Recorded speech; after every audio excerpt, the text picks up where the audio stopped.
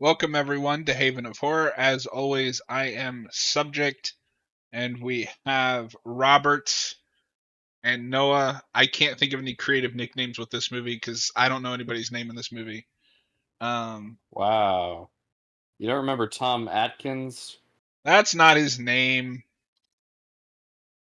Well, I remember his name. He's Nick Castle.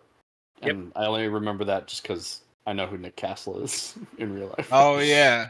When are we gonna make the Yes. Fog versus the Mist? Get on it, Hollywood. Who would win? Probably the Mist, right?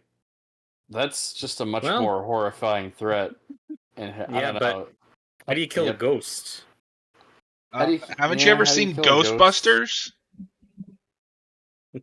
This isn't in that universe. I'm sure whatever You can't the prove that. Lovecraftian horror creatures that live within the mist will find a way to kill a ghost. I mean, you've seen what they can do in that movie. I remember growing up always being confused, not being sure which one was which, Fog yeah. or the Mist, just because Before I actually saw them, I mixed them up all the time too. Yeah.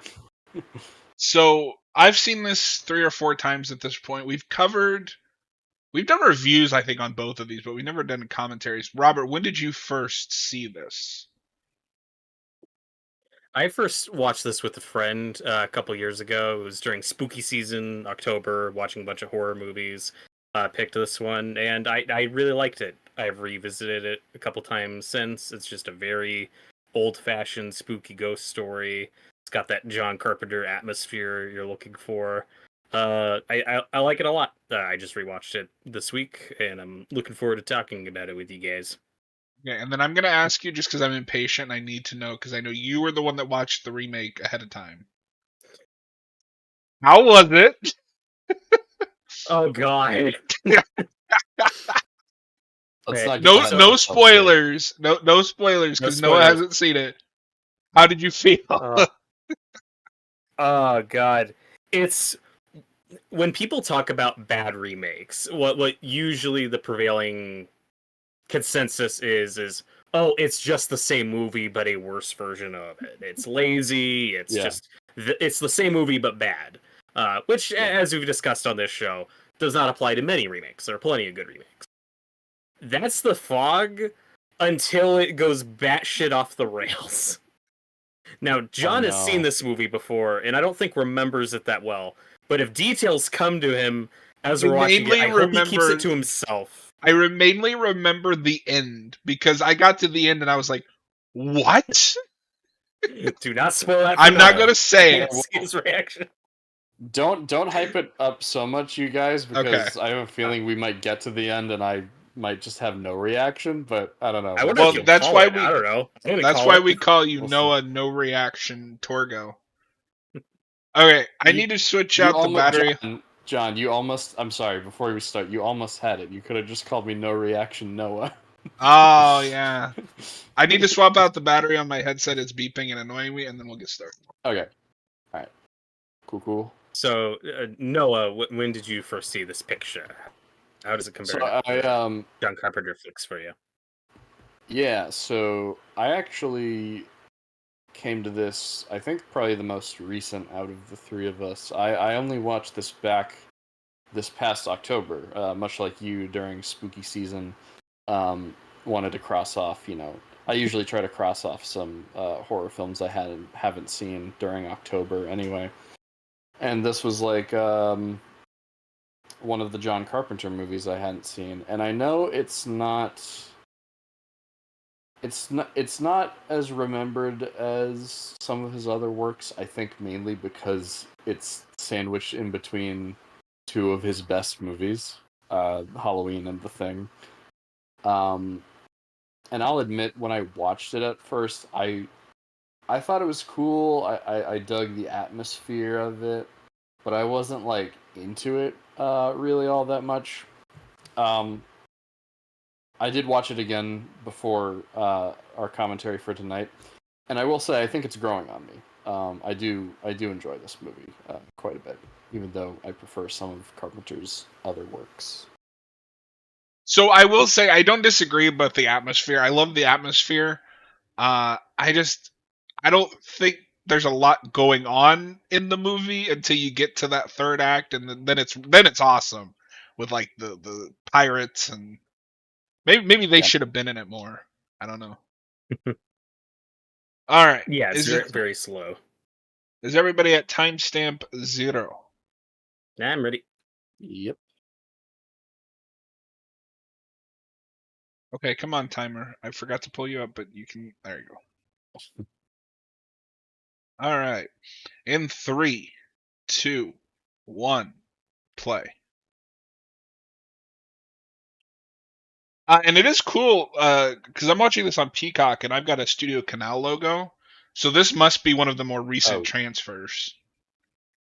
Yeah, I was. Yeah, I don't have the Studio Canal logo.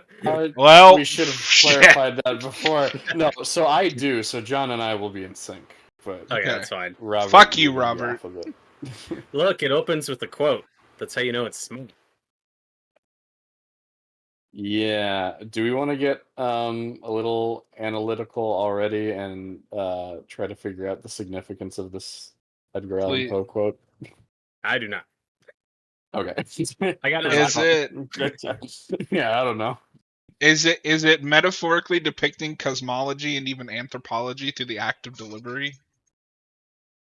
Yeah, the delivery system in this case being the fog. Fog, yeah. No. I do like how this opens, though. Or, yeah, you want to explain that joke? So, for anybody that doesn't know, IGN just uploaded a Death Stranding 2 gameplay preview, and the guy that's doing it just gushes about Death Stranding 1 for, like, the first 10 minutes, and that quote is now burned into my brain, because I don't understand what it means. Well, it just means metaphors. But anyway. Yeah, I like the way this opens as like a campfire tale. It sets the tone. It sets the mood really well. We got John Houseman here, classic old theater actor and teacher, delivering this monologue.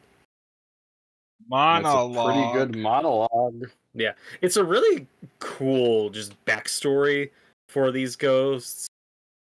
This conspiracy that happened, how these people were shipwrecked with leprosy, and their gold was stolen from them, and they're coming back 100 years later for revenge on the town. You know, I don't know why ghosts do what they do, but it's fun. It's a cool idea. Yeah. And it just immediately tells you what kind of movie this is going to be, and this is a ghost story. It's not super duper complex. It's actually a pretty simple movie, I'd say, at the end of the day. But this scene perfectly sets the tone for that. And it's one of the reshoots. Noah, do you know about kind of the difficult production this had? So I did a little bit of research. Movies in the 80s didn't reshoot. That's a modern problem, and it means the movie is fucked. Right. Yeah. All right. Reshirts weren't invented until 2016, guys. Reshirts. Reshirts. Red shirts. No, so I don't know too much about. I do know that there were reshoots for it. I actually listened to the commentary with Carpenter and Deborah Hill earlier today, and I remember that she said that, like, I think Scanners had come out around the time, so they wanted to go back and make it gorier, which is funny because usually before a horror movie comes out, they take measures to make it less gory, especially around this time. But yeah, I don't know. I don't know too much else about it. Yeah, we're not at the mid 80s. Studios are butchering slasher movies to get the gore out yet. Cincinnati, baby. Gore is in. No, and it's interesting too because this is an 80s movie by all definition because it came out in the 80s. But it still feels like a carryover from that 70s philosophy of horror films. Mm-hmm. And even though there is violence added in the reshoots, I do think it's just enough. I don't think it's excessively gory. Because Carpenter also comes on and does the Halloween 2 reshoots and adds a ton of gore there, For and a some of sec- it's fun wait. and over the top. But Did you say Halloween 2? yes, Okay. I said For a Halloween 2, second John. there, I thought you Which said The Howling 2. I was like, what? Yes, It happened again.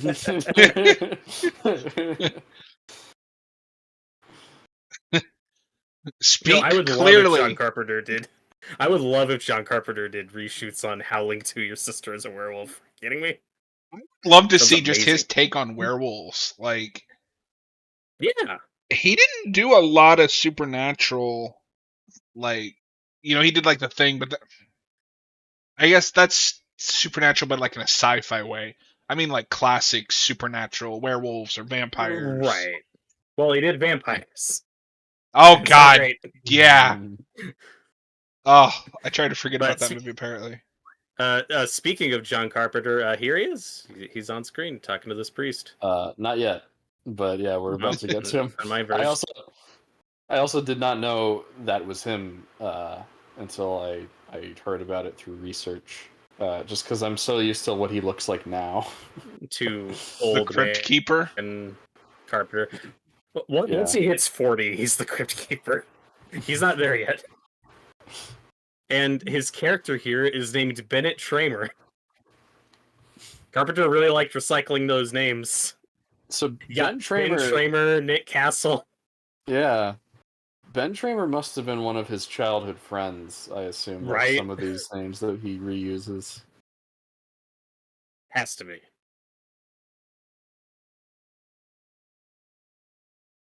And I really this like is still an independent film, right? Like Halloween was an independent film, or is this a studio film at this point? No, I think this was independent. Which is surprising given how huge Halloween was. This is also the follow-up to Halloween, and obviously it reuses a lot of, or some of the actors from that movie. Mhm.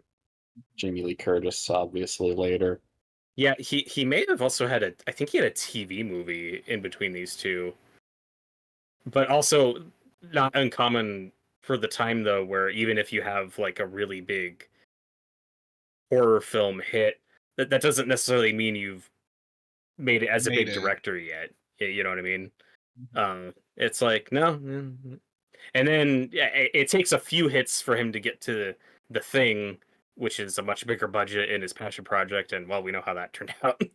Yep. And his career was a struggle ever since. Yep. No, so this is a right after Halloween. This is the very next thing that he makes, from what I can Okay. tell. Yeah, that's what I thought. If you're on Wikipedia, though, they might not have his TV movies, which is annoying. Yeah, I hate when they do that, but I don't see.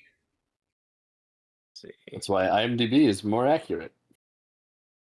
Fuck your IMDb. I don't know what it is. My brain cannot adjust to the way IMDb lists things. That's fair enough if you can't get with the UI.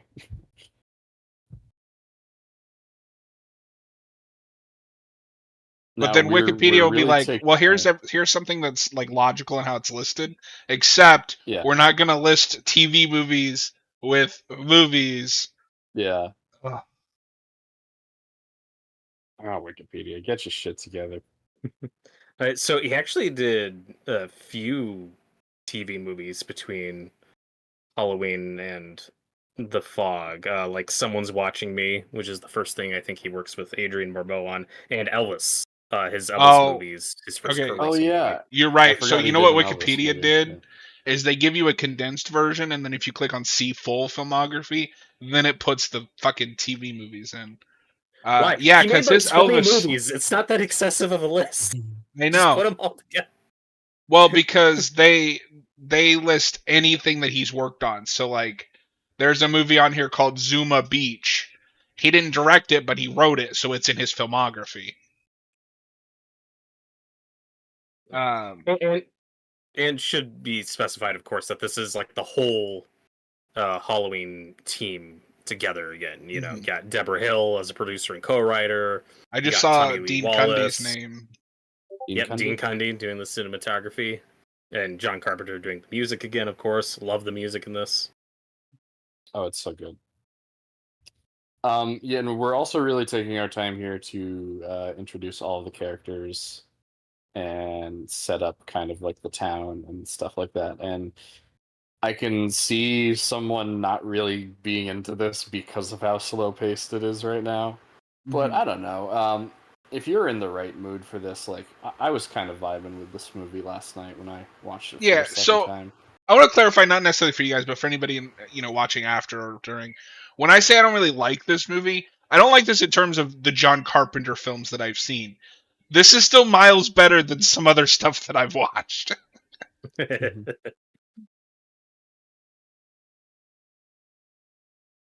Okay, can you grab the sign so it stops squeaking?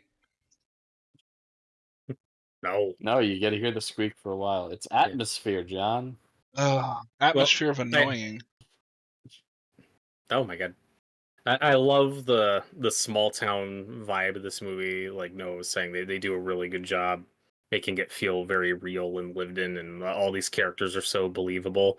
This is also a premise I could see like a Mike Flanagan turning into a full miniseries and really So it's funny fleshing that you out. said that because as you were saying about the small town thing, I just started thinking, this is a Stephen King premise. It's very Stephen King. Which is funny because when he did adapt a Stephen King thing, I don't really like his take on the Stephen King story. It's funny though, because last night, even going back to us talking about The Mist earlier, I was kind of like, "Oh yeah, is this based on anything?" And then I was like, "Oh no, I'm thinking of The Mist." Yeah. Would you agree with me on this, Robert? Because you've seen it. This is kind of very Salem's Lot esque, just in the it's about like the small town and the threat coming into it. And as much as I like that '70s miniseries, now I wonder what John Carpenter's Salem's Lot would have looked like. I think he would have been a great fit for it. And don't know if this is a case as much of John Carpenter being inspired by Stephen King, or if it's just Carpenter and King are inspired by a lot of the same things and have I feel similar like it's sensibilities. probably that because Because I mean, I don't know if Carpenter's ever talked about it because we know he only did Christine was just like a work for hire, like yeah, that wasn't a passion project for him. It's not like but of Flanagan course, where Flanagan is like, no, I'm a King fan. and you will know. Yes. But because of course, Stephen King wrote Creep Show, which is very inspired by EC Comics, and Austin and I were talking about this yesterday. I think this was also heavily inspired by EC Comics. So like I see this as just a more serious version of like a Creep Show sketch, and I think that's kind of cool. Now But I know you've there seen are Creepshow some. because we've talked about it. Noah, have you seen Creepshow? Nope, not Okay, yet. Oh, interesting. well, I that's on the should. list. If you can think of a horror movie, I probably haven't seen it. Terrifier 3. I've seen that. Well, you just said if I Silent. could think of a horror movie. No, I know. I was being You're hyperbolic. changing the standards, Noah. I'm But moving the goalpost. like I said, though, like just the atmosphere and the story, I get a lot of creep show vibes from this. Just a less campy, over the Well, it's top funny you version. said that too because as you said that, it was on that shot where Laurie Strode, Jamie Mm-hmm. Lee Curtis is Laurie coming up Strode. behind the car, and like her face is in the red, which is a very creep show shot. Yeah, and we got Tom Atkins. Yeah, it's a That's a creep show crossover. crossover with Laurie Strode and Guy from 3. And Guy from Halloween 3 It together again for the first Is this time. part of the Halloween cinematic universe? is. They're gonna reunite to fight Michael.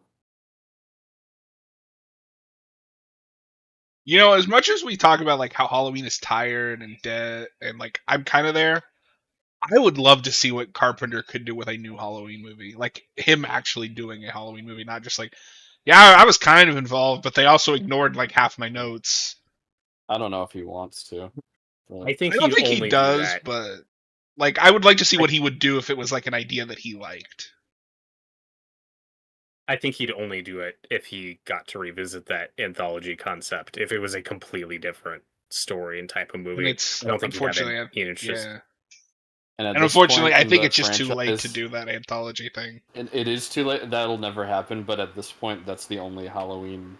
That's the only thing I would like to see from that franchise. That would be remotely interesting to me. Well, and it's Me funny too. because we've talked about this before, but I think it's too late as early as Halloween 3. The minute you make Halloween 2, you establish that is the Michael Myers franchise.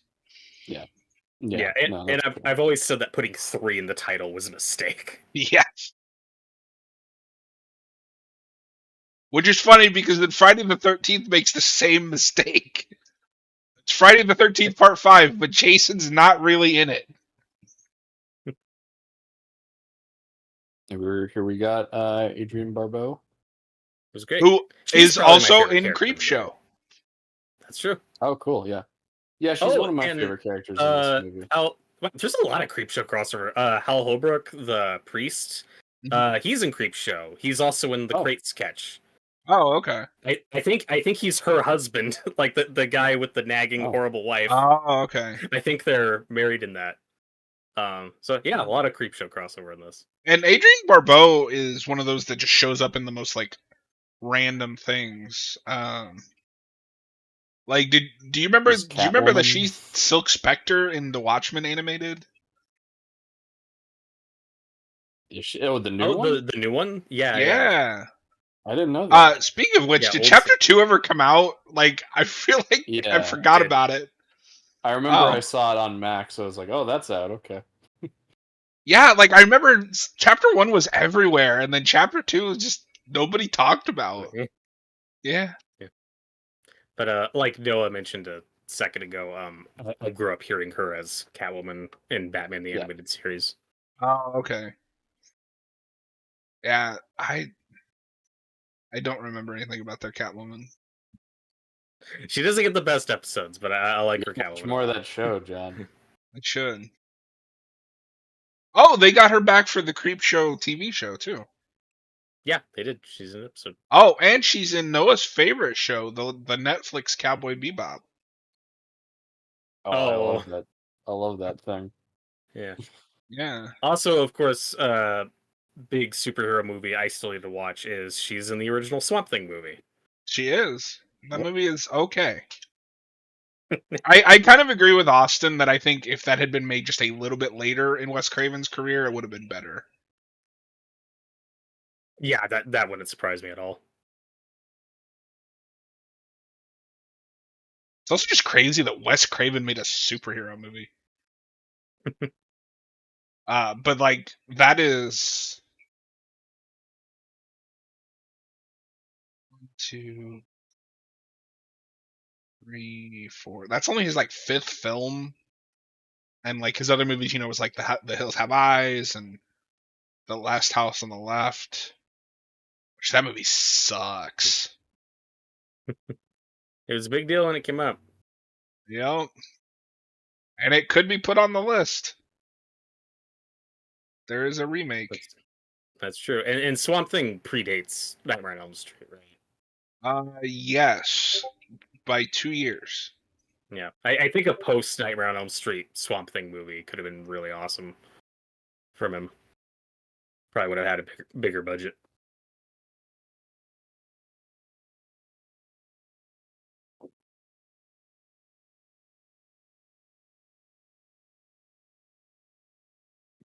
Now, I do think of this as one of those horror movies that can get kind of a bad rap for a while when you get to the 90s and 2000s, where the sentiment you'll hear from most people is, oh, it's cheesy, it's dated, it's not scary. And then enough time passes where that kind of works back around in its favor, where it's like, no, it's charming, it's old school, I like that, it's all about the vibe. And, you know, particularly in the 90s and 2000s, we were really obsessed with things needing to feel like modern, you know what I mean?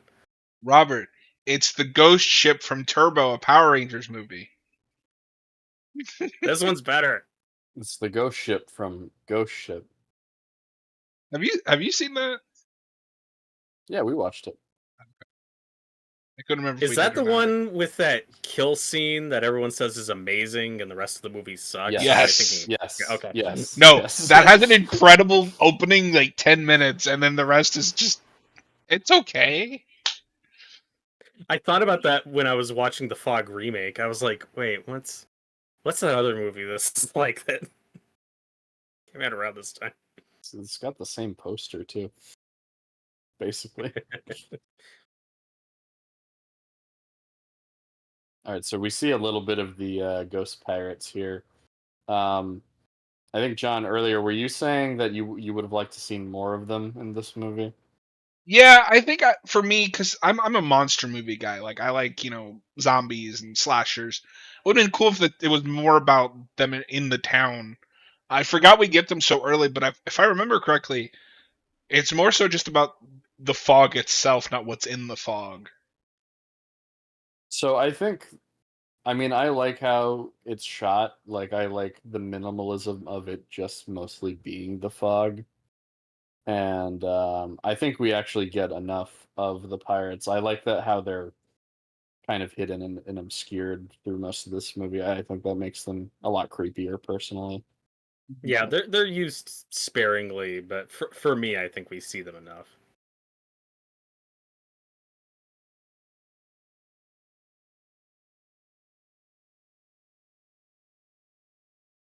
I also, as much as I like this movie, I don't think it's impossible to remake. I think it being such an old-fashioned, old-school ghost story, I actually think lead to the potential in doing an update on this, like how Wait, Frankenstein and Dracula, all those classics got updates decades later. I actually You think know, this is it's Ghost prime Pirates. material for one of those streaming shows where you can flesh out the Yeah, characters more. We'll get into it when we get there, but the remake's problem is that it's very 2005. yeah, it's one of its problems. But it's like, yeah, it's Ghost Pirates. I think there's a lot of fun you could have with this, Yeah, doing a different spin on it. give it to I Flanagan. give it to Flanagan. Give it to Flanagan. It's not like The Thing, which I consider John Carpenter's masterpiece, where that's just the best version of that material you could ask for. That Where doesn't it's need to like be remade. just don't. If you're going to, you have to do something very different. You know. No, like you could improve on this easily. I But think I'm so. also not the person to ask because I also think you could remake Halloween and do it better. But I which they think kind what of you did could with improve 2018. on in this is, and this is, it's kind of hard to say because I like most of the characters in this movie. At the same time, I don't think any of them are especially well drawn. I think they're interesting enough on a surface level, and they do, they all feel like real people. But like none of them are. I think it's just because you don't really have like a central protagonist in the It's movie, so you that don't and really get to know any of these people. I think, and that's maybe that something and a remake could improve on. like for me at least personally, I'm not gonna remember any of these people after the movie's over. Like I remember, Jamie or uh now I've got it backwards. Laurie from Halloween, like I remember her, or Nancy from Nightmare on Elm Street. I remember those characters. I don't even know what Jamie Lee Curtis's character's name in this is. It's It's Jamie Lee Elizabeth. Curtis. Oh, Yeah, You they're just said it. introducing each other. They oh, slept together and they didn't know their names. So this starts the tradition of Tom Adkins playing a character who sleeps with a younger woman and then waits way too long to ask a very important question. Probably should have asked up front. Exactly two movies, both with John Carpenter involved. Well, in the John Carpenter universe, Tom Adkins is a fucking he's the man, dude. Apparently, which I don't get. You know, he just That, looks like some guy. the Halloween 3 one is the best, where he sleeps with the girl and then goes, "Wait, how old are you?" Like, it's too late for that, man. No, because as I was rewatching it, I was like, "Oh wait, does he ask how old she is later?" And then I was like, "Oh no, I'm thinking of Halloween 3." Yeah, yeah. Here he asks what her name is. Completely different conversation, though. Yeah, but this is the worst Tom Atkins movie though, just because he doesn't have that mustache that he has in 3. That's true. Oh my god, it's I Know What You Did Last Summer. Oh my god. Oh, we'll get to that when we talk about the remake. Well, no, that was That just a movie joke really likes I Know What You Did Last Summer. because he had the same weapon the killer uses in that movie. Oh yeah, I know. Yeah. Yeah. I haven't seen those movies yet, but I know that it's got like the hook. I need to finally sit down and watch 2. I don't know if you know about this, Noah. But 2 has Jack Black playing a Jamaican guy. What? That's not real. Really? Hang on. Okay. How do I not know about Jack Black playing a Jamaican guy? Robert. Have you ever wanted to see Jack Black with dreadlocks? Are you kidding me? This is what? I assumed no one knew about this. I didn't expect this to be No. breaking news Why would I know on the about Foggle commentary. Or no, sorry, not why would I know? How do I not know about this? It's true, all of it. It's all true. And how has this not come back to bite him in the ass recently? Especially. Well, what you're picturing is him in blackface. He's not in blackface. So I it's sent fine. him a photo. Okay. Oh wait, did you not look Okay, at the but- thing I sent you? No, I just saw, but he has dreadlocks. And he talks, He's and not. I'm pretty sure he's talking with a Jamaican accent. That's what I remember. Oh god. It was the Anyway. 2000s, baby. Yeah, it was okay. It was the 2000s. White guy dreadlocks were in. And frosted tips. No, I guess that was more so the 90s. Oh no, I haven't Anyway, seen that movie, but that's something I know about that movie. I don't know how I didn't know about that. That seems too insane for me to not just know about. Everyone should know about it. Yeah.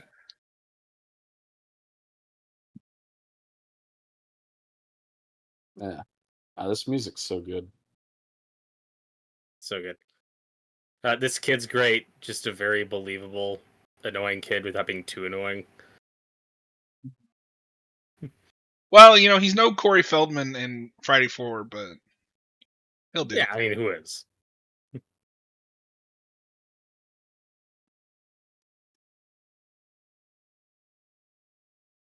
But to what you're saying earlier, though, about there not being any like strong individual characters in this, I like that it's more of an ensemble movie, and I think what elevates it for me, it's just populated with actors that I really like, who are just naturally charismatic. I enjoy whenever they're on screen. Like on paper, there's not much to any of these characters, but being played by these actors, I'm just immediately invested and having a good time. Yeah, and there's not a character I outright dislike in this, and I'm having a good time with it too. And I do like on paper that it is an ensemble. I don't know what. I guess there's something about it that's missing. I can't exactly put my finger on it.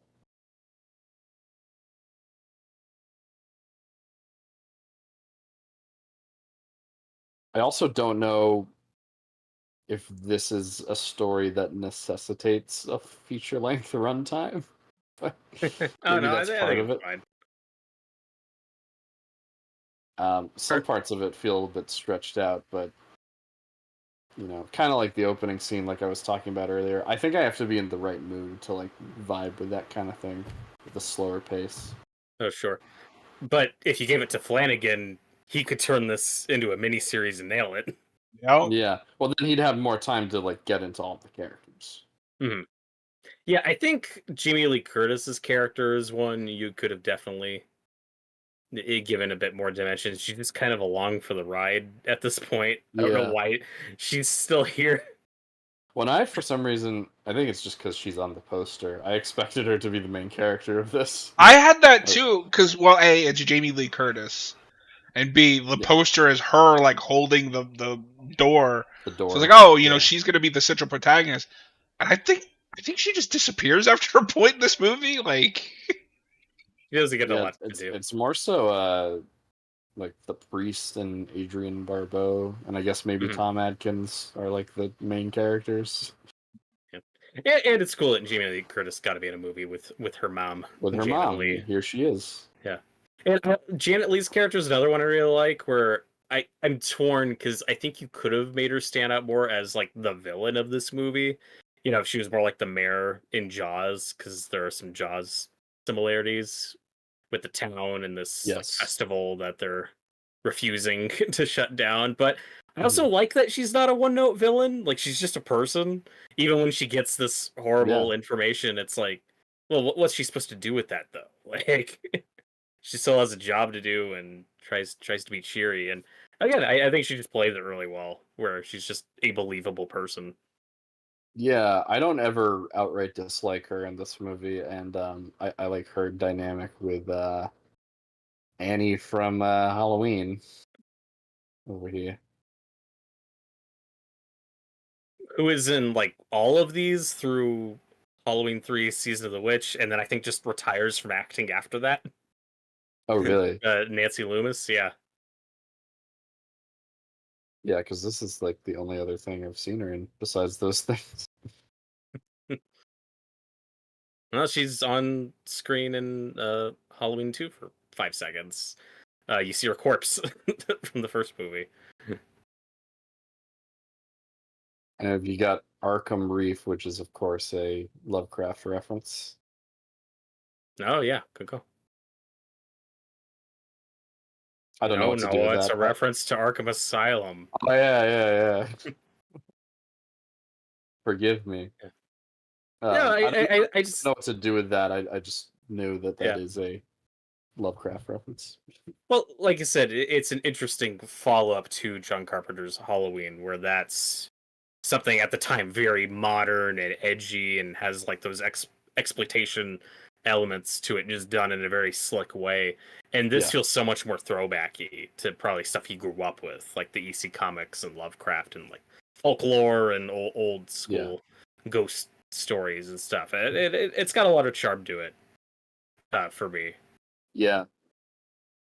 I actually, in some ways, I kind of prefer the atmosphere of this to something like The Mist. Although I think The Mist is a better movie with better character. It's a better ensemble cast. The only reason I hesitate to compare those is because that is a movie meant to be seen in black and white, and I have not seen that version. And I've only seen that version. Oh, okay. It's great.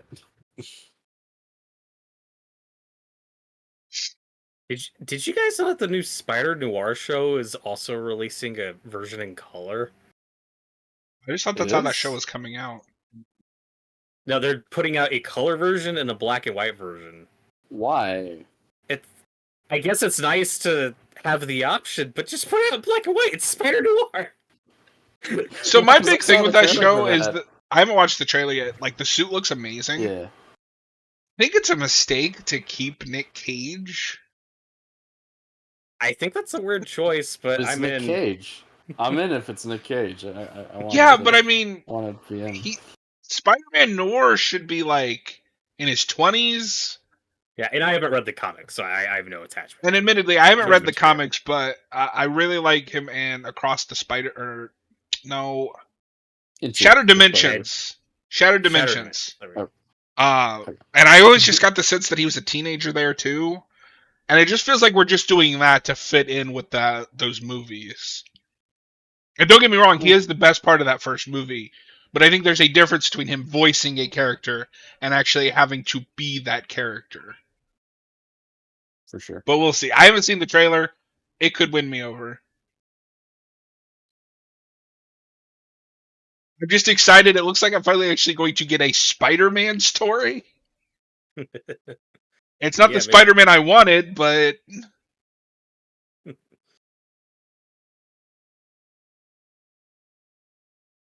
Isn't that also coming out on something stupid like MGM Plus? Yeah. Prime.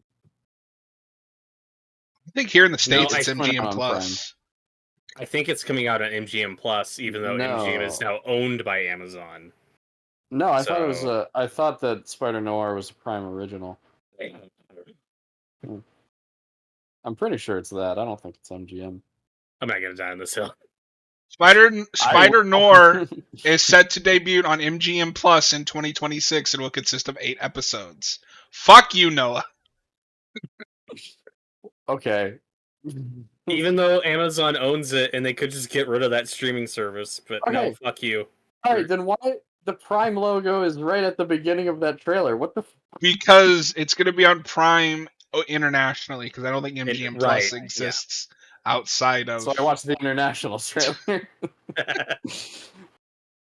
No, because it's let's see. so weird, because Disney does this too, where a service doesn't exist in another country, so they just put it on another service. Just put it on that service everywhere. It's almost Yeah. like we have too many fucking streaming services. Yes. I've used MGM Plus just because that was where RoboCop was streaming, and I wanted it to show it to a friend. But it's like, why isn't this just on Amazon?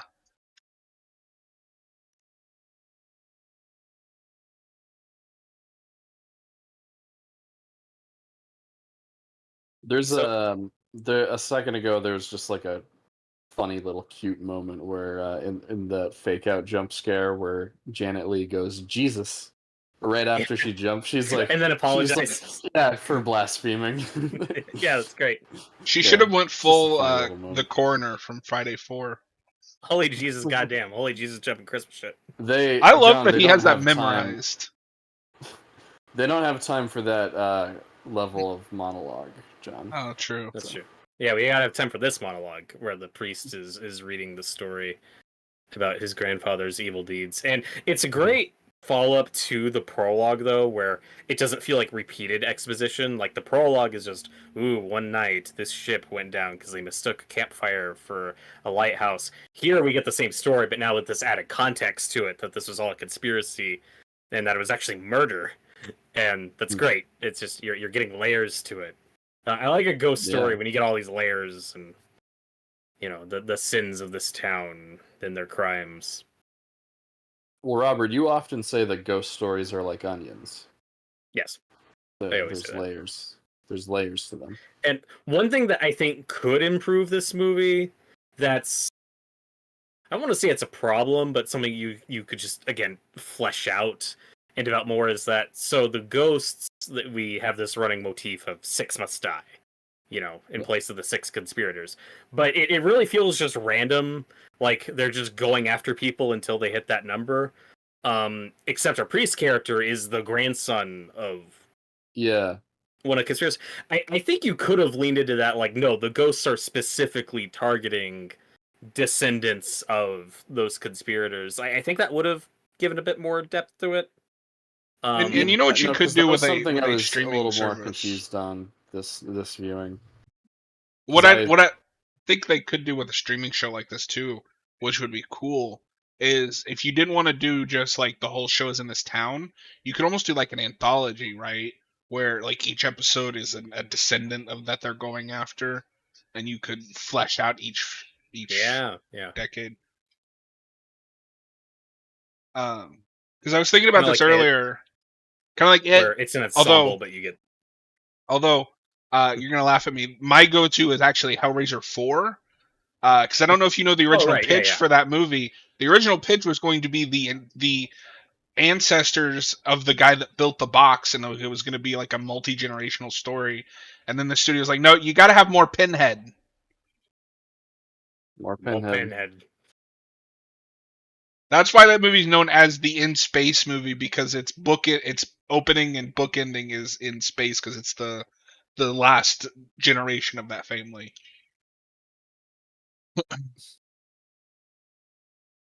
I look forward to making you guys watch that. I can tell. Yeah. I admit I'm not as hard on that movie just because it's a very compromised film. Yeah. To the point that's an Alan Smithy film. And I think the original idea is super cool, and I wish somebody would do something with that.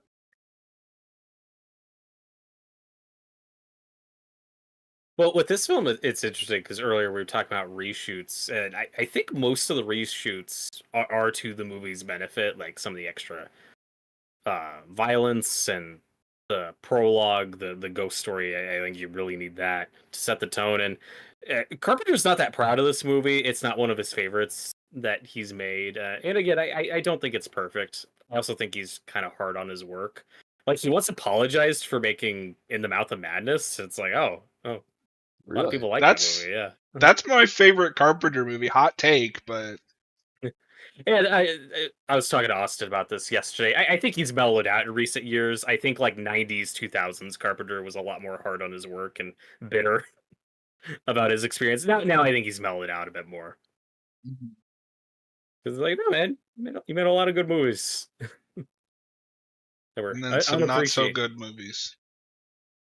Looking at you, vampires. I thought you were about to say looking at you, Halloween. No, I Halloween is a bad movie. I know.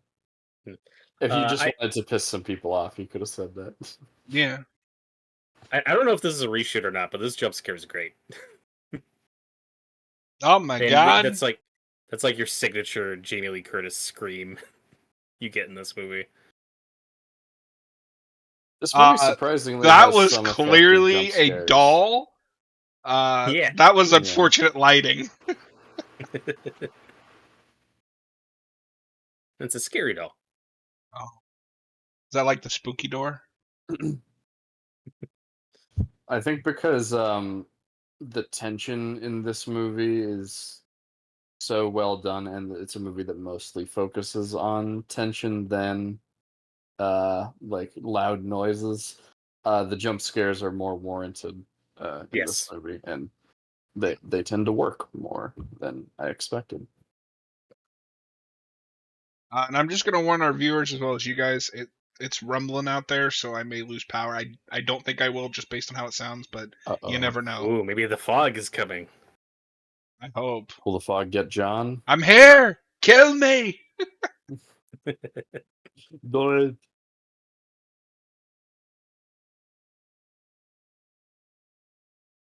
Do we ever establish where this is in the United States? Yeah, it's Northern California. Oh, okay. In a fictional town, but missed opportunity. I wish this was set in Illinois, like John Carpenter's Halloween was, even though that would make absolutely no fucking sense. Well, no, I was gonna say it's a missed opportunity not to set it in Maine. Then it would just be a Stephen King story. Antonio Bay, Illinois.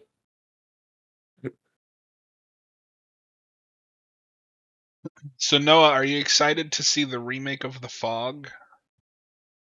It sounds like you're excited to stop watching this movie and watch that one. I don't have a lot to say about this one. I feel like I'm gonna have more to say about the remake because that movie is just a complete disaster. I mean, if it's funny bad, then yeah, hopefully it's fun to watch. And for the two of us that care, that flight of stairs every day. Yeah, me too. And for Robert and I, it'll be a nice segue to when we watch Smallville tomorrow. That's true. Wonderful. I do like the idea and kind of the imagery of a radio station that's base of operations is a lighthouse. That's kind of cool. Also, a set piece for later in the movie. No, I like that a lot, and I just like radio when horror movies have to incorporate older technology like radios and stuff like that. We lost something when everybody in a horror movie just has a cell phone. Even when you have to like fabricate, oh, there's no signal out here. It's like nowadays, I don't believe you.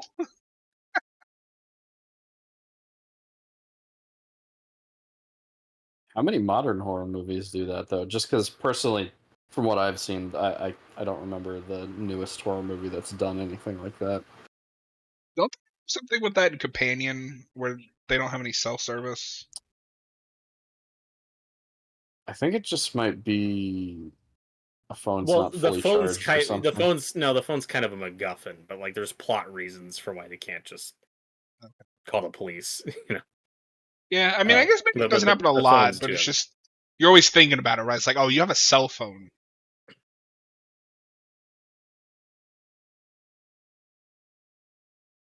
and it's always either dead or there's no service.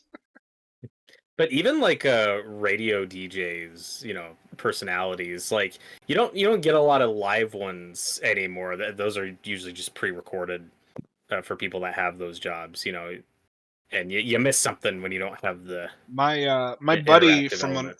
from my old job, his dad is a DJ Oh, for nice. radio. What this did make me think of, though, just because this is the most recent horror movie I've seen to incorporate anything having to do with a radio station, this did make me think of Halloween Ends a bit.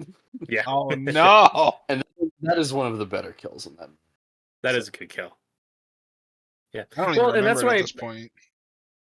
that's why I think Adrienne Barbeau is my favorite character of this movie. Like, you don't get a ton of depth or backstory. It's just she just does a cool job, It's like, oh, I want to hang out with this Yeah. person. I want to go to a lighthouse radio station.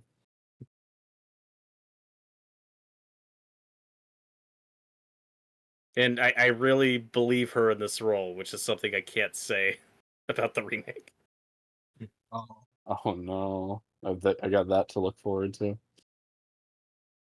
Also, I like the water dripping down. Yeah. I don't know that's if we cool talked effect. about it in our commentary for that, but do you ever get the feeling that Scooby-Doo on Zombie Island is kind of looking at this?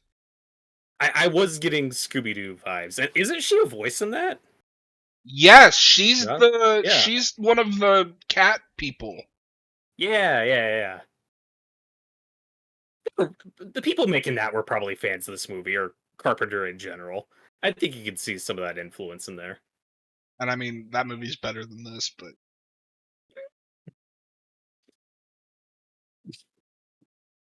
Let's am have I that wrong? debate. John was just thinking, how I'd fix this movie.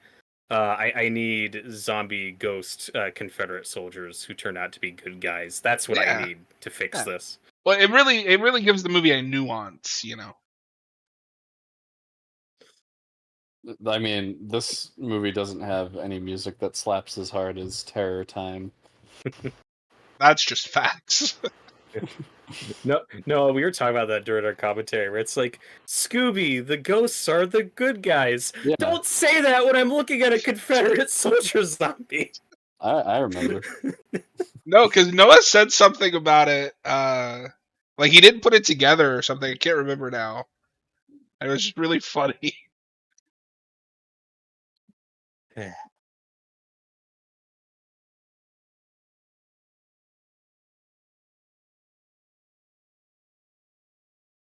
But I do think the writing for this kid is believable. Like when his mom calls him and it's like, "Where did you find that wood? What happened?" He's like, well, it was a gold coin and then it turned into a piece of wood. I told you." It's just like very nonchalant.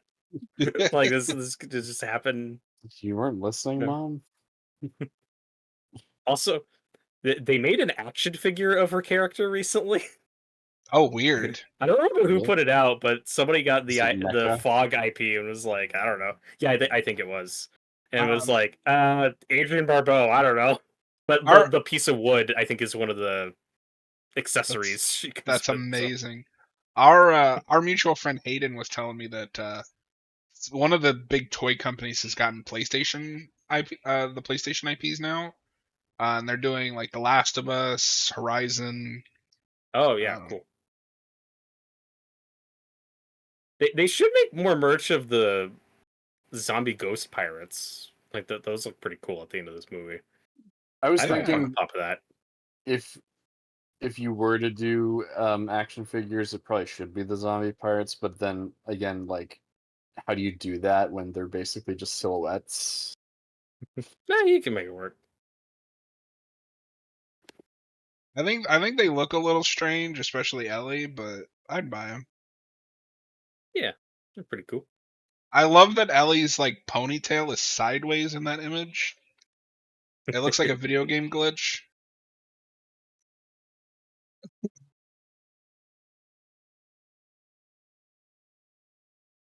And I think part of the atmosphere I like this movie. It's just it's shot on these real locations. So It I do feels have a like we talk question. about with the My Bloody Valentine. Just captures Yeah. that small town vibe. So I do have a question about like her schedule, because I got the implication at the beginning she's like an overnight DJ, That's but what I got she's too. starting like in the middle of the day. Like, how long is her shift? That is an excellent question. Well, and That also confused me. she's the owner of the station. You Mhm. see that in like a newspaper like clipping earlier in the movie. So she's probably operating this thing full time. Her schedule is whatever the fuck. Yeah. She works at her own time. That's fair.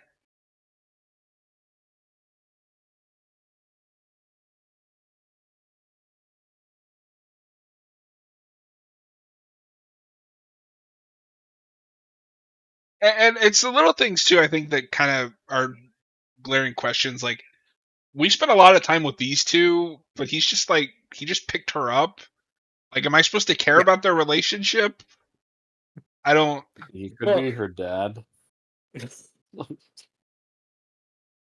That's the twist later. Oh no, Robert! Like, This oh, this isn't movie took game. a turn. Robert, this isn't Game of Thrones.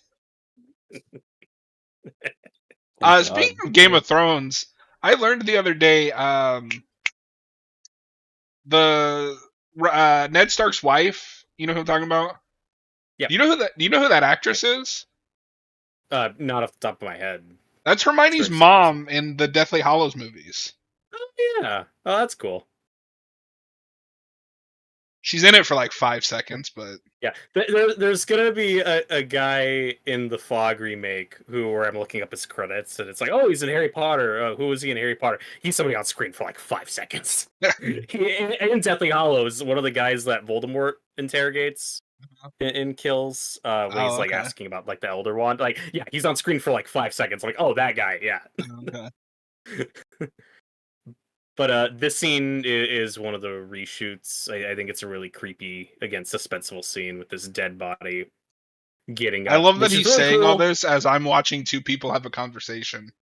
It's happening in the background. It's happening Again. now.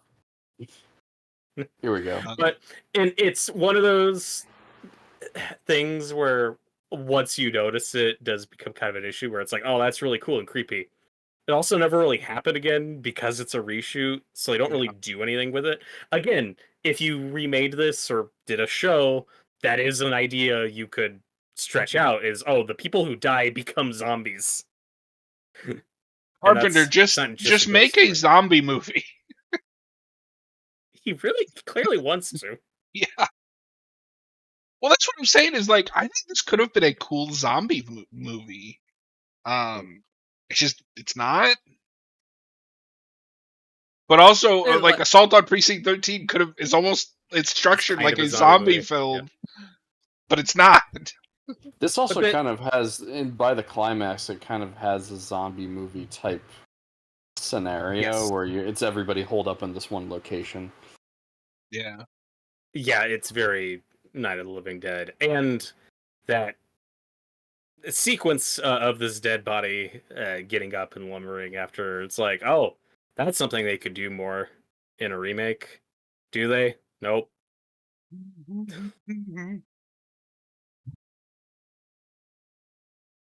So, I think, yeah, you just touched on the reshoots again. Was part of that having to do with Carpenter not really being happy with the initial cut of the movie? Yes.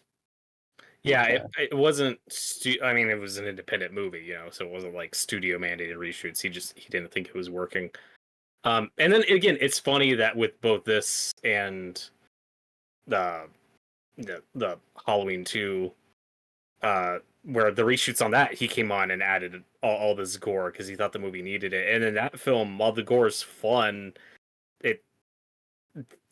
some of it's kind of excessive. It's not like, really that gory from what I remember.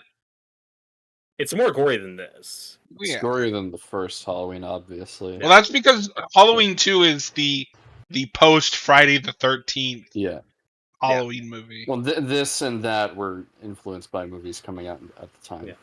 I'm just surprised that Carpenter felt like, oh, I need to up the ante and measure up I to would some love of to the Yeah. stuff. see. I'd also love to see what he would do with a post Friday slasher that he actually Yeah. directed.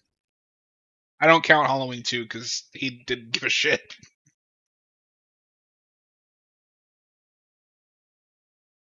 Despite not giving a shit, I think that movie turned out okay. I think that movie's really boring. When Donald Pleasance is on screen, I'm having a good time. Yeah. Same. My favorite thing about Halloween 2 is that it just blows everything up, and then Halloween 4 is like, just kidding. It was a Just kidding. small fire. Loomis survived somehow. Okay, He the really is explosion Palpatine. the explosion you saw at the end of that movie was just Loomis's life flashing before his eyes and this fucking fever dream he had. That's the It right was kind. Loomis's interpretation of the explosion. You'll just have to imagine the explosion. Yeah. Well, it part of what I like about this movie, though, with this small town, this ensemble, I like the idea of the DJ being the connective tissue for everything. How she Yeah. is never on screen for any of these characters, but she kind of helps guide and propel the plot and inform some of the things these other characters do. That stuff I really like. I think that holds That's Yeah. together very, pretty well. and that's something we still do now, where it's like a character stuck in a room and has to guide other characters through a horror film. Like Halloween Resurrection. Well, and I mean that just does this but better. This could have used Buster Rhymes. Yeah. What would he say in this movie? Dude. It's the fog, motherfucker. Ahoy, motherfucker. Yes, Then he roundhouse kicks a zombie pirate. dude. This is why we need this to be remade again. I need this to happen. He can still do it. It's like, okay, two things. One, give it to Flanagan. Two, Flanagan, hire Buster Rhymes. It's collaboration we've been waiting for. All the kids like Busta Rhymes nowadays, right? What's he even doing now? That's a good question.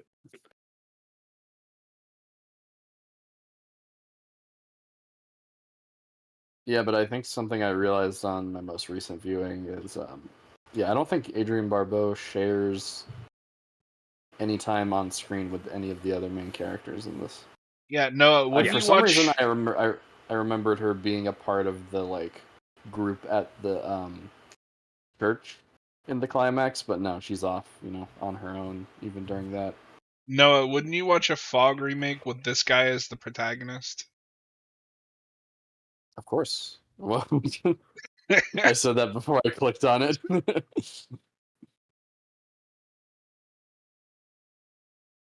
Oh, Wait a minute. Buster Rhymes is going to be in the Naked Gun remake? That makes sense. That's a Hey, good look, choice. I love how you you sounded really excited about that. I don't think you are. Who wouldn't be? That's how you sound. No, that's going to be amazing. Cody Rhodes is going to be in that movie? Okay, now you're excited. No, now I'm excited. Oh no, I'm Danny Houston I'm is in worried. that movie. That's not a Okay. good sign. This tangent. I'm worried about that movie. We'll see when it comes out. Cautiously optimistic. I don't know. I think No, it's got Noah was potential. really excited until I told him that Buster Rhymes was going to be in it. Now he's like, I don't know about that. No, He I was really actually excited until he saw the disrespect to OJ. no. He was like, So, oh. no, I watched that trailer and I was like, oh, I don't know about this. And then the OJ joke is the one thing I laughed at. So Yeah. I don't know. But anyway, back to The Fog.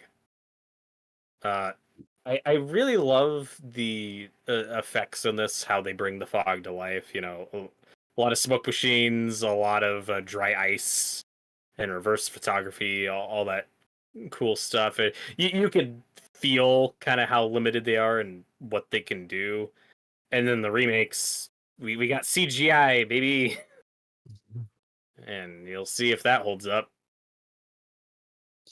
And this scene where the weather guy dies is a little reminiscent of the part in Halloween where the totally girl gets killed on the phone with Lori No, on the Noah, phone. this is the sheriff. That's not the totally girl. No, yeah, but he's not the sheriff in this movie. No, his death is one of those. He kind of had it coming. He's kind of like a pig. But that shot's great when he's talking, and in the background you see the fog rolls coming, in. and it's like, yeah. The lights come off. No, that like tension. This is such like a perfect like masterclass of tension. And then it all builds up to a jump scare that I think works pretty well. Dan.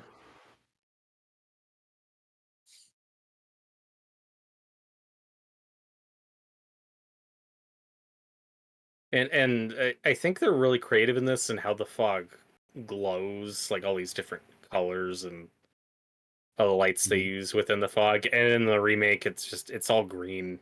Just everything's green. It's really lame. Hey guys, something just came up, but I don't think I'm gonna be there for the remake. I think Sit the fuck I down. Go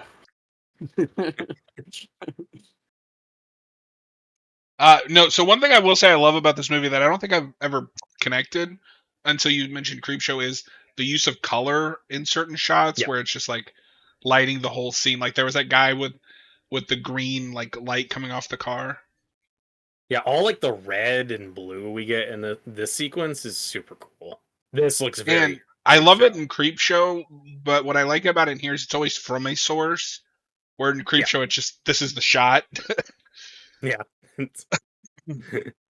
It becomes a cartoon. Yeah.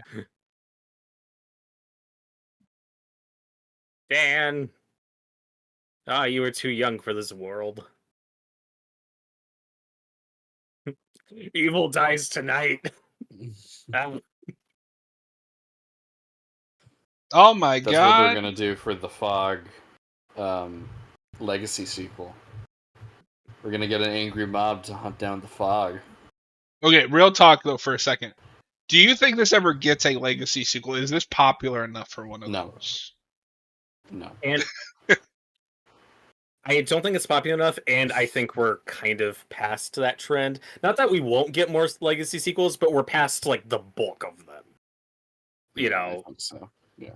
Okay, so my only problem with that, we might be, but I Know What You Did Last Summer is getting one. That's true. Final Destination, is kind of getting one, but it's also just a sequel, so I don't know where you fall. Yeah, but that's part 6. I think that counts.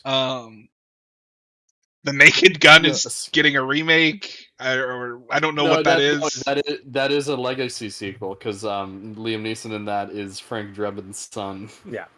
Oh, but no. But that's like the best joke in the trailer. I think that's fine. I don't have a dog in that fight. I don't even think I've seen The Naked Gun. It's good. You should really watch the show Police Squad because that show's hilarious. Yeah. John and Scary Movies getting one, of course. God. Because Scream came back, so Scary Movie has to come back. Of course.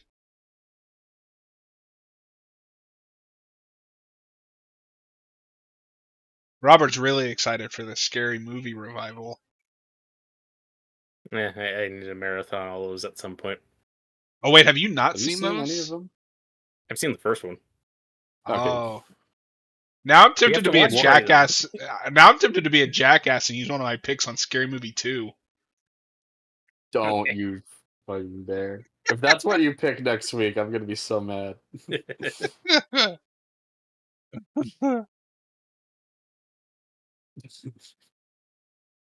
Two's not even the worst one. What are you talking about? That's the second worst one. I don't know. You at least need to watch 3. I go back and forth. Sometimes I think it's the second worst one. Sometimes I think it's better than the first one. I don't know. Really? Yeah, I don't know. 3 is the best one, but 1 and 2 go back and forth. And then I like 4 more than 1 and 2. And then 5 is just atrocious. 4 is whatever. 5 is legitimately unwatchable. Robert, I don't know if we've talked about this, but when we finally got to that one, Austin broke like 5 seconds in. We got through the like first 5 seconds. He's like, "Is this movie over yet?" I'm like, "Dude, we just started." And it was right at the scene where they're like, they find a cabin in the woods, and they're like, "Oh, it's like that movie, Cabin in the Woods." No, the one with the cabin in the woods. They just keep saying Cabin in the Woods. That's also the peak of like they're just parodying trailers. So it just evolves into a parody of that first Evil Dead 2013 trailer. Yep. And they do my favorite horror movie, Inception. So. Yeah. Of course. But I mean, 5's not even the first one to be guilty of like, we're not parodying scary movies. Because 4 is... You can make it... 4 is War of the Worlds, which isn't a horror film. Yeah, but you can make an argument for War of the Worlds. That's like at least horror adjacent. More than Inception. More than Inception. Yeah. Same with Signs in number 3. I mean, 2 has a scene that just stops the entire movie to do a parody of a commercial.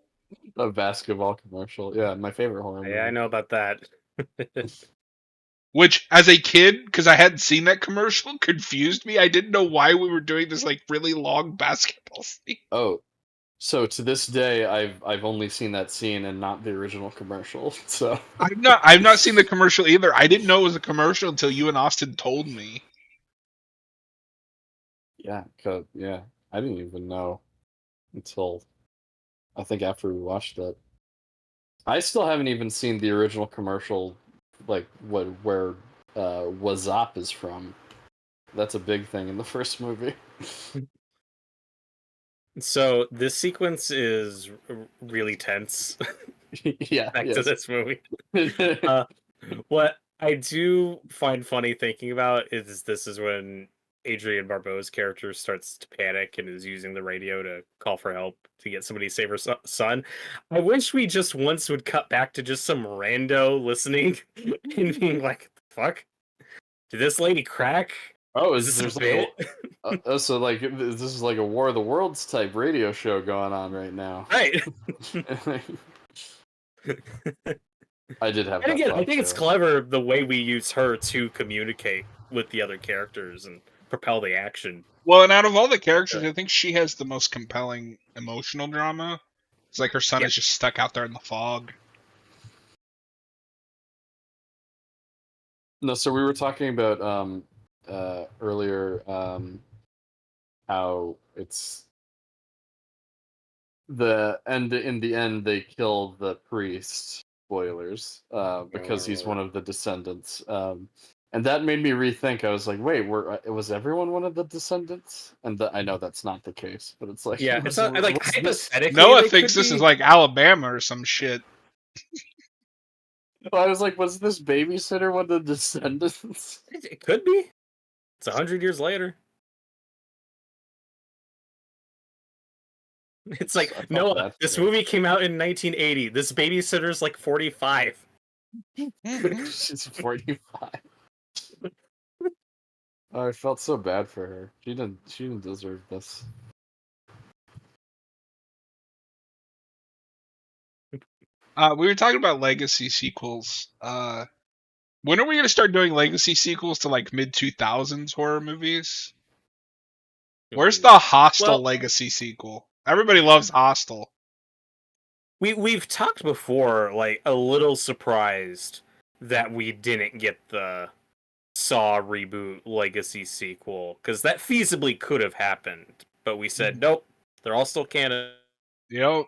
Saw X happened, so I think that ship sailed, and fine. But yeah, Hostel, I don't know. Well, and the problem is with the mid 2000s because the big thing that dominated those was remakes. Right. The only original also- ones I could think of is like One Missed Call, which is a Japanese remake or American remake of a Japanese film. Well, and a They keep couple trying to bring Rings back, and it's just worse every time they do it. They keep trying to bring The Ring, The Grudge, and those were failures. So I think those are done for a while. We should do a commentary on Rings sometime, by the way. Yes, that movie's hysterical. Noah, did you know that when Rings came out and failed, that's when they first pulled the plug on that Friday the 13th reboot? Because, people don't care about horror right now because Rings failed. Oh. So let's not make a That was Friday the the 13th reason? movie. Yes. To be Why? fair, that is a dumb Why? reason, but I think we were ultimately saved from a shitty Friday movie. That is also true. Do you know the pitch? Okay. No. Do you know the pitch? I don't know anything about It this. is a no. found footage Friday the 13th remake. That was their thank pitch. God we Sounds don't like get that. Yeah. Thank God. We dodged a bullet. No way, dude. Speaking yeah. of Friday, we got a look at our Jason universe Jason design. Have you seen this? So I saw that. I'm confused. Is that for the new show? Like, what is that for? No, okay. So presumably, I think it's just gonna be like merchandise stuff. And, Like, and you'll see I this would on- assume any future movies, that's what he'll look like. or not. I don't. I don't. I think it's just like this is the Jason mascot. This is what the Jason mascot's gonna look like. I don't think the movie is gonna be beholden to this design, but expect to see this on T-shirts, toys, posters. And it is the most not? like All that jazz. vanilla looking. Like Why not that's just go fucking for Greg the- Nicotero, and that's the best he could do. Yeah, he's Oh got wow. the jacket or open shirt still. Although he doesn't have I the have X that mark. kind of with Savini. I like his Jason design well enough for what it is, but like, I don't think that would never work in a film. But the Tom Savini Ash skin that he did for the Evil Dead game sucks. I don't know if you've seen that. Yeah. I haven't. I don't know why they didn't just go with the classic, like Yeah. Jason's look from part 4, or part 6 even. Ever since Freddy vs. Jason, though, this has been kind of the base look. Even like the Funko Pop looks kind of like this, you know? Like, this has just kind of been the base Jason look we've had for the last, like, 20 years. So no, I just sent you that. That is the Tom Savini Ash skin for that game. That it was like a pre-order or something bonus. Why is he a mummy? I don't know. Tyler says this is one of his all-time favorite horror films. I'm glad you love it. Hey. It's decent. I like it. It's a spooky movie. I love the mood. The great cast. Yeah. Well, and part of what I really like about this movie, too, is earlier we were talking about John Carpenter's Halloween anthology pitch, and that we never really got that past Season of the Witch. That's part of what I appreciate about this movie is if you literally just change the setting from April to October, I think this is exactly what one of those would have looked like. This feels the most in tune with that movie because some of the same people worked on it, where it's like, oh, this is just, it has that kind of anthology, creep show, EC Comics feel to it. So at least spiritually, I get those vibes. Like, this could have been Halloween the Fog, you know? And you could have changed like it that. so the town's birthday was like sometime in October. Yeah, so exactly. That, like, you know, that's the only Halloween change you need to make. thing. Yeah. And you have a lot of the same actors playing different characters, but also some new actors in lead roles. And then in Season of the Witch, you have some Halloween alumni in there too, playing different characters, because that's not in the same world as the first movie. So I see this as like kind of an unofficial part of that, you know, entry kind of a into spiritual Halloween anthology. Yeah, the music, the vibe, everything. Yeah, and then by virtue of it having a lot of the same people working on it, it does have a lot of that. And then John Carpenter never really makes a movie like these again. Like, The Thing is a very different type of movie. and more what he's into after, which is a lot of sci-fi stuff. Yeah. And apocalyptic crazy shit. We were talking over it also, but the scene where the ghosts are like breaking into that woman's house, and the kids like hiding in that room, also kind of reminded me of the closet scene in Halloween just a bit. Mhm. Similar kind of setup. Did you say the closet scene in Halloween Ends? No, the closet scene in Halloween. In Halloween Ends? No. Is When are there we even getting a closet scene in that movie? Yeah, I remember don't remember. at the beginning the kid is hiding in the closet and then he rushes out and falls down the stairs. I just remember Was that a closet? falls. Yeah, I don't. I saw that movie No, it's a once. little room that they stored things in. I don't know. How small does a room have to be a closet? Let us know in the comments. That's the only thing that's Yeah. one of two scenes I remember from that movie because it made me laugh really hard when that kid like stumbles out of the closet and trips and falls over the Oh yeah, fucking. when he It's goes a great flat on scene. the floor, my theater was like erupting in laughter. Like, The other thing I remember is the blowtorch kill because that was a good kill. That's a brutal one. All this stuff's great when the fog starts overtaking This town. is yeah, like I love the music. I don't want to say the movie's ever like not got me. Like I'm interested enough. This is where the movie like captures my attention when you get to the. Mm-hmm. Tyler asks if we like Prince of Darkness. I haven't seen it. I don't know if you guys have. I also haven't seen it. I have a different experience with that every time. It is really fucking weird. But it's solid. I know our friend Austin really likes it. Yeah. I need to finally watch that one. Yeah, it's got one of my favorite Carpenter scores. I think the score is great.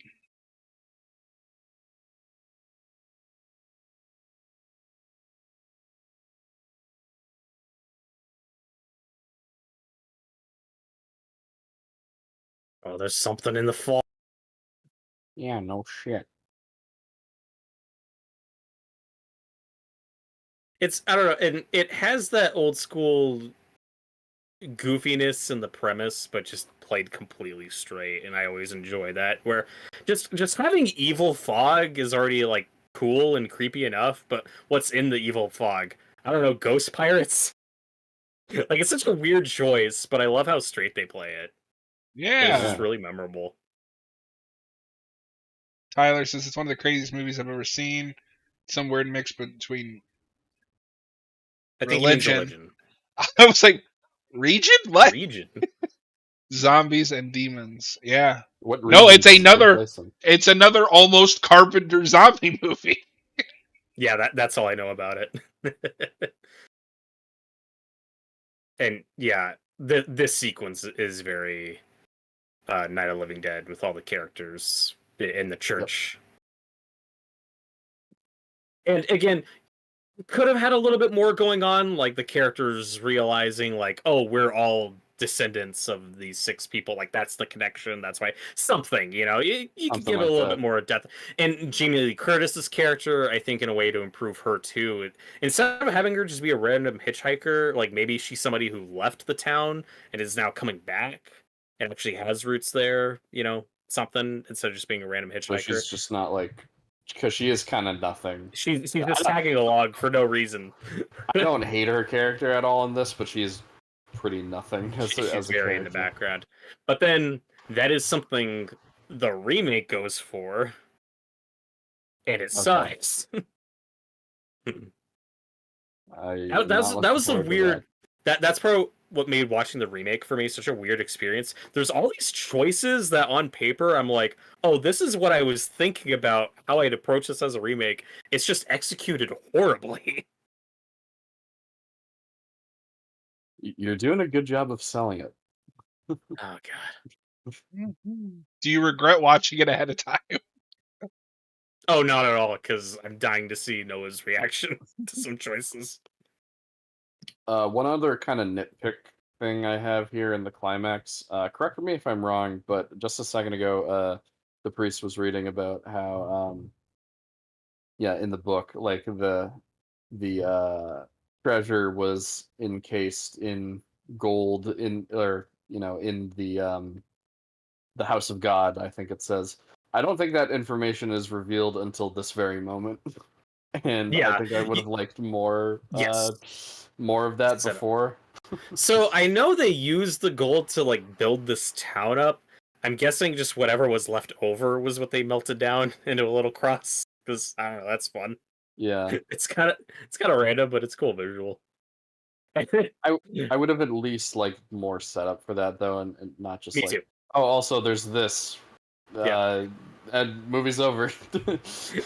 I don't buy that a human being, let alone Hal Holbrook, could carry that big piece of gold. Watching him stumble around it, that's really funny. Oh, that poor guy. And Ty, I don't know if you, I might have missed if you just read this, but Tyler asked if we've seen the remake or if it's a blind watch. So I've seen it now. John's seen it, but it's been a long time, and for Noah, it'll be a complete blind watch. My first time. Yep. So feel free to join us tonight and watch it along with us, Tyler, because it's something. And it is on YouTube. It is on YouTube. Yep. But given how much you love this movie, it might piss you off. So be warned. But this is the sequence when you get like a much better look at the ghosts, and they got the glowing red eyes. And they look Like so that's really cool. cool. This, especially with the ghosts here, I can see the EC Comics influence 100%. Yeah, and it get very creep show. Yeah. John, you've I probably seen love this shot where it's just the zombie pirates, they're in shadow, all you see is the red eyes. John, you've probably seen that 4K steelbook of this with the artwork where it's that, then with the swords out. Yeah. Looks really cool. I almost bought it just for that cover, but I was like, I own this on Blu-ray. I don't love this movie. Yeah. I'd never watch it. They've been hitting a lot of Carpenter with those lately. That They Live. They've been knocking them out. Army of Darkness, they've done. And this whole sequence with Adrian Barbeau, this is all reshoot. Did you mean Prince of Darkness? No, I meant Army of Darkness. Okay. They might have done Prince of Darkness, I'm not sure. Well, no, because you said they were doing a lot of Carpenter, and then you said Army of Darkness. Yeah. I was like, wait a minute. Yeah, I think I just misspoke there. But yeah, they have done Army of Darkness. Oh my god. But yeah, this whole sequence with Adrian Barbeau on top of the tower getting chased by them is a reshoot. And I think it's cool. I think it's a tense, suspenseful sequence. It's just a character you actually care about.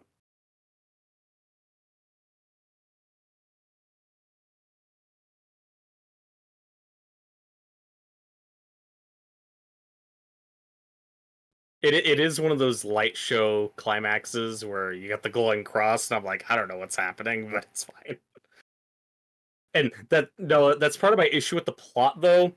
So first it's the zombie ghost pirates want to kill 6 people for revenge. Yep. It feels kind of random. And then at the end, they want their gold back, and then he gives them their gold back. But then they'll come back later. They still need 6. They still needed 6. And then, so my question is, if they never gave them their gold back, is it the exact same outcome? Like, do they just kill 6 people and then peace out? Like, does anything the characters do actually affect the plot? Is my question. Yeah, maybe not. I wonder. It's just like Indiana Jones, where Indiana Jones doesn't actually do anything in Raiders of the Lost Ark, or whatever that's stupid. But it's like you said earlier, I think they used a lot of the fortune to build the town, so that gold that's in the cross is probably not enough for them. Tyler, if you were remaking this movie, would you show any flashbacks about the town 100 years ago, or would you leave it ambiguous like in the 80s movie? So we talked about this a little bit. At least my pitch is a streaming show, and each episode is like a different decade building up to the events of this movie as like maybe a 2-part finale or the finale. Yeah, Tyler, we do get flashbacks in the remake we got, and yeah, they're not handled well. I think it could be cool in theory.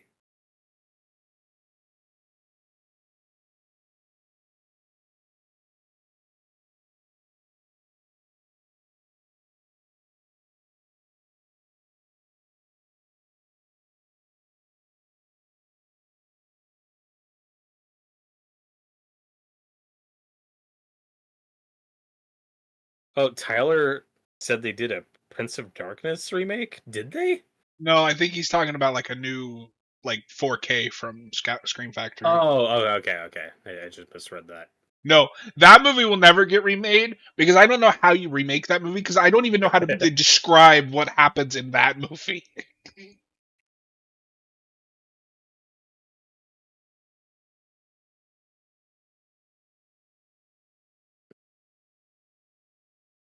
Now, Noah, does this ending work for you? It does end on kind of a downer. Like, oh, the priest didn't deserve that. I liked him, but I liked him too, but very old school. it does. I think it does work for me. I like that kind of like hopeless, kind of nihilistic ending. It's Very very Carpenter. Carpenter. But yeah, I the more I'm thinking about it, I think the reading I do have on it is like what we were just talking about. The character's actions didn't really have a whole lot of impact on the main thread of the movie. Yeah, Tyler, we'll get to it at some point. I might actually make that one of my next picks since I didn't realize neither of you have seen it. And then also, I think in another version of this movie, if somebody like the Janet Leigh character was more of a villain and more unlikable, that's your big stinger death sequence. Like, just kidding, they're back and killed this person, and that's a big audience cheer moment, and could be fun. Yeah. But Because that's that's not something really interesting. in Carpenter's wheelhouse. Yeah, that is Well, something so interesting. There isn't a human villain in this. Mhm. no, yeah. Yeah, the human But villains are so- all dead. Like, They're all aside dead. from like the thematic stuff I was talking about, I also think this ending just ends on like a just like a horror movie level. Like this is the final kill. This is the final scare of the movie. yeah, So I and think it's it just works creepy, for it's that. effective. Yeah, Again, just very old school. caught me off guard when I first watched it. I was like, oh shit. Oh fuck! Oh fuck, dude. Spooky fog scares me.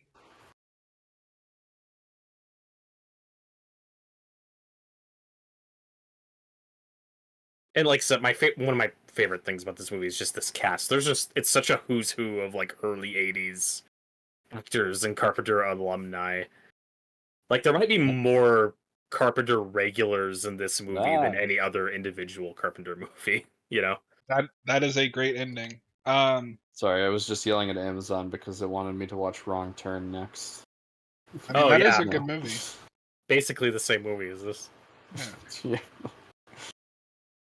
Well, that was The Fog 1980. A solid, I don't want impressive but not amazing little movie.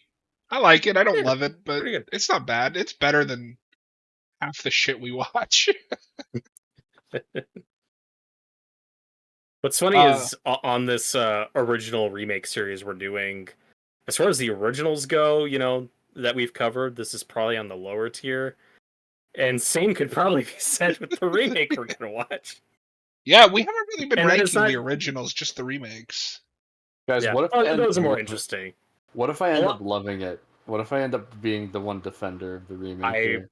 need to witness that, and we 'Cause will in a few minutes. you're doing a lot of you're hyping it up as being pretty bad, but I don't know. Oh god.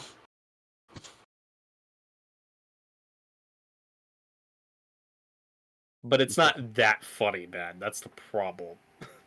Except when it is. But Yeah, so this also, as much as I like this movie, it also probably ranks on the lower end for the originals for the ones that I've been here for so far. But I still like it.